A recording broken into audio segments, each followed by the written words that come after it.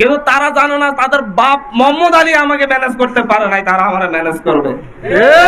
মোহাম্মদ আলী যেদিন অ্যারেস্ট হয় সেদিন ফোন দিয়ে কান্নাকাটি করতে, কি লাগবে যা লাগবে তাই দিয়ে দিব, তারপরে আমাকে বাঁচাও। এসপি ফোন দিয়ে, ডিসি ফোন দিয়ে আমাকে বলেছে ওখানে যাওয়া আপনার লাইফের জন্য রিস্কি, সেখানে অনেক সন্ত্রাস আছে, আপনি গেলে আপনার উপর হামলা হতে পারে, আমরা আপনাকে না যেতে নিষেধ করছি। আমি বলছি আমার লাইফে যা হওয়ার হোক আমি সেখানে যাবো, এর আগে কথা দিয়ে গিয়েছিলাম। আমাকে ওসি সাহেব বলছিলেন যে হচ্ছে ভাই আমি তো হচ্ছে হাতিয়ায় নেই, আমি হাতিয়াতে ছুটিতে আছি, এখন আমি থাকলে আমি নিজে সহজ যেতাম, নিরাপত্তার ব্যবস্থা করতাম। আমি বলেছি ওনাদেরকে আমার আলাদা কোনো নিরাপত্তা লাগবে না, আমি মোহাম্মদ আলীর সময়ে এখান থেকে লড়াই করে বড় হয়েছি, আলাদা নিরাপত্তার প্রয়োজন নেই। আমার হাতিয়ার মানুষজনই আমাকে নিরাপত্তা দিবে এবং আমি তাদের সাথে তাদের নিরাপত্তার ব্যবস্থা করবো ইনশাআল্লাহ।